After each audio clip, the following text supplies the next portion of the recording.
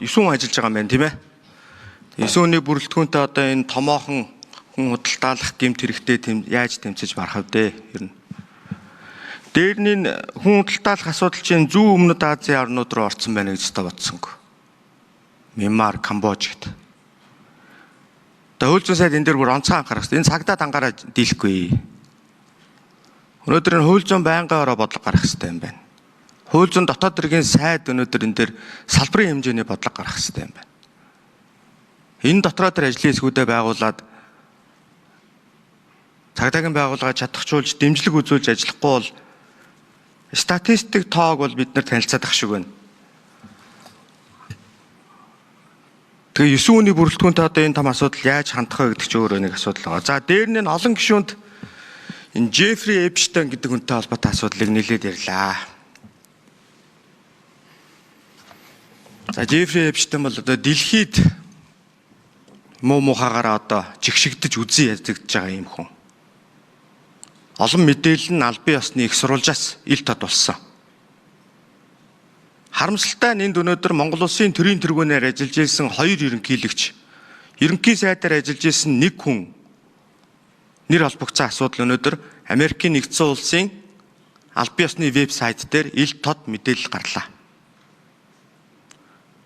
Джеффри Эпштейнтэй холбоотой 3.5 сая хуудас материал ил тод болсон шүү. Тэгэхээр эндээс үзэхээр одоо гадаад хэргийн сайд асан, элбэг дор ерөнхийлөгчийн зөвлөх асан, Пүрэв Сүрэн гэдэг хүний одоогийн байдлын шүүлтээр үзэхэд 219 удаа энэ хүний нэр дурдгдсан байна. Liberty Partners ХХК-гийн захирал Гамбат гэдэг хүний нэр энэ захидал харилцааны явцад 194 удаа дурдгдсан байна. Монгол Улсын ерөнхийлөгч асан Халтмаагийн Батулга гэдэг хүний нэр 81 удаа дурдгдсан байна. Монгол Улсын ерөнхийлөгч асан Захаагийн элбэг дөрж гэдэг хүний нэр 46 удаа дурдгдсан байна. Энэ цаашаа шүүлт үргэлжилж байгаа шүү. Дээр нь Эпштейн гэдэг хүн бол 3 чиглэлээр өнөөдөр дэлхийд үйл ажиллагаа явуулж ирсэн тогтоогдоод явж байгаа. Нэгдүгээрт нь бэлгийн мүлжлэг буюу бага насны хүүхдийн хүчирхийлэгч. Хоёрт бол энэ мөнгө угаагч санхүүгийн гэмт хэрэгтэй. Тэгээ гуравт бол одоо улс орны эрх бүхий албан тушаалдад улс төрийн нөлөөлөл үзүүлэх лобби гэдэгч. Тэгээ энэ гурав нь хоорондоо уялдаатай. Тэгэд манай гишүүд ч хэлж байгаа шиг байна. Одоо жишээлбэл тэр Английн хунтайж тэр Эндрю гэдэг хүн бол одоо бүх хэрэгм зэрэгмээ хураалгаад баг Английн иргэд нь одоо улсаасаа хөөх талын асуудлыг ярьж байна. Олон өдөрт албан тушаалтнууд өнөөдөр огцроод хууль хяналтынхаа тухайн улсынхаа хууль хяналтын байгууллагатай шалгагдаа явж байгаа. За элбэг дөржийг төлөөж энэ Пүрэв Сүрэн гэдэг хүн бол олон улсын захидал харилцаа олон удаагийн захидал харилцааг энэ Джеффри Эпштейн гэдэг хүнтэй бичсэн байгаа. Энэ ил тод болсон. За үүний нэг юу л Нью-Йоркд уулзахдаа нэг сюрпризтэй ирнэ. Тэр нь Монгол охин байна гэж. Тэгтэл нөгөөх нь хариу ямар сайхан мэдээ вэ? Удахгүй уулзцгаая гэсэн хариу ирсэн мэйл нь ил тод биш үү? Тэгээ энэ охин явсан уу Америк руу? Энэ хүний 8-ны асуудал биш үү? Бэлгийн хүчирхийллийн асуудал байж болох уу? Явсан бол энэ охин эргэж ирсэн үү? Өнөөдөр амьд сэрүүн байна уу энэ охин? Дээр нь тэр элбэг дөрж ерөнхийлөгчийг өргөж аваад өсгөж хүмүүжүүлээд байсан хүүхдүүд өнөөдөр нэр усаттайгаа хаана байна? Цагдаагийн байгууллага энийг тодруулсан уу та нар? За мөнгө угаах гэмтрийн талаар энэ элбэг дөржийн олон сая доллар үн өгөхий уран зураг, үнэт зүйл, эдлэн газар, хаус худалдаж авахыг санал болгосон. Нийт өртгөн 500 сая доллар өртөгтэй. Та Монгол Улсын ерөнхийлөгч өнөөдөр хэдэн төгрөгийн цалин авд юм бол? Энэ хүн Монгол Улсын ерөнхийлөгчөөр 2 удаа сонгогдоод дараа нь Америкийн нэгдсэн улсад очиод ажиллаж амьдарч байхдаа энэ хэмжээний мөнгийг хоримтлуулахын боломж олцсон байд юм болов? Та авсан үгүйг нь одоо би мэдэхгүй байна. Цааш нь нягтлал шалгах зайлшгүй шаардлага байгаа. Тэр их тэнгэрт байгаа тэр байсан 21 уран зураг алга болсон гэсэн мэдээлэл байгаа. Энд дээр цагдаагийн байгууллага мэдээлэл байгаа юу та нар? Энийг тодруулах шаардлага байна. Тэгээ ер нь ингээд хараад тахад тэр боломжтой гишүүний хэлж байгаа үнэн баг. Янз бүрийн парти дээр нөлөө бүхий албан тушаалтнуудыг урьж оролцуулж, бэлгийн хүчирхийлэл үйлдүүлж, түүнийгээ дүрсвчлэгт баримтжуулан авч буцааж тэрүүгээрээ улс төрчдийг шантаалжилж тухайн улсад нь улс төрийн шийдвэрийг гаргуулдаг байх гэсэн ийм нөхцөл байдал харагдаад байгаа юм дэр. Энийн нэг тод жишээ бол одоо тэр Батнайрамд гишүүний хэлээд байгаа энэ Дубайн гэрээ.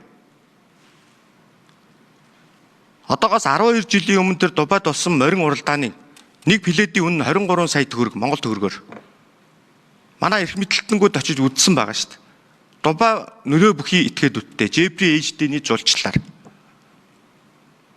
12 жилийн өмнө гэхээр 14 он 15 онд Дубай гэрээ байгуулагдсан шүү дээ. Тэгэхээр энэ хардах нэг үндслэл мөн үгүй л мөн шүү. Шалгах ёстой үндслэл мөн үгүй л мөн. Дээр нь бод компанийн нэг хэсэг нь Голомт банк энэ Эпштейн гэдэг хүнд очиж Монгол улсын байгалийн баялагтай холбоотой мэдээллийг танилцуулсан баримт гарч ирсэн. Ингэж болдсон болов уу?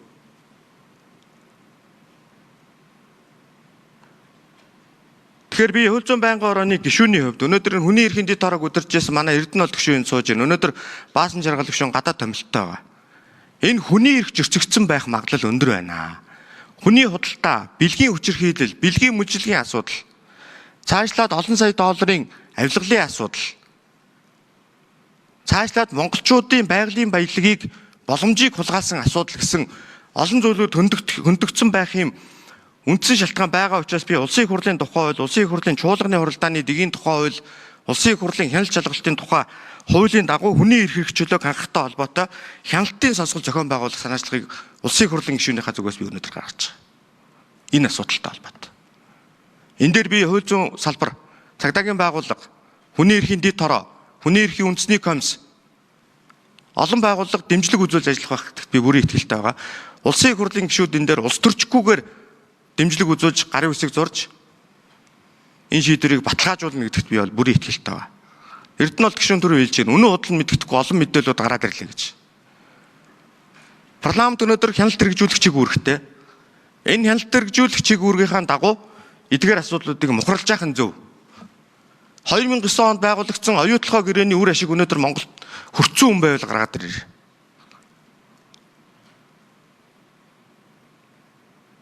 онд хүртэн гэсэн үр өгөөж өнөөдөр 26 он хүртэл хүрдэгдэг байгаа. Баяр цогтгийч хүн өнөөдөр Монгол улсад ямар том гай авчирсныг бид нар цаашдаа олон талаар нь дэлгэж ярих болно.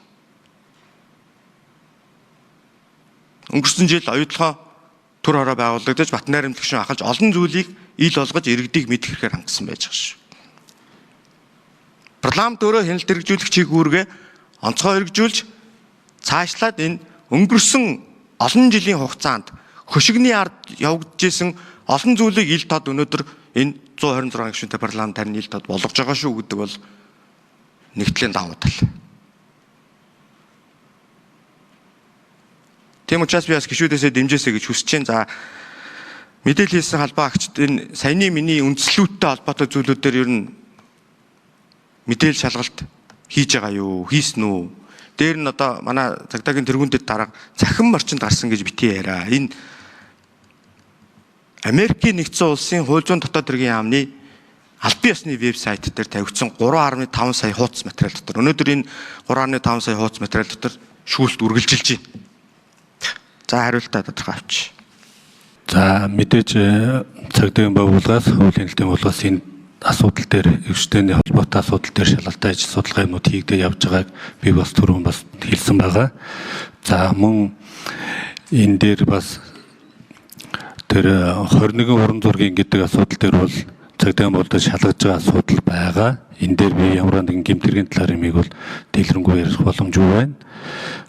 Тэр элбэг доржийн 23 хүүхэд гэдэг асуудал дээр бол цагдаагийн байгууллага судалгаа юмнуудыг хийж үзсэн байгаа. Энэ дээр 3 хүүхэд нь 25 онд улсын хилээр насанд хүрээд гарч ирсэн. Бусад хүүхдүүд нь Монгол улсад өнөөдөр амьдраад байж байгаа гэдгийг хэлье.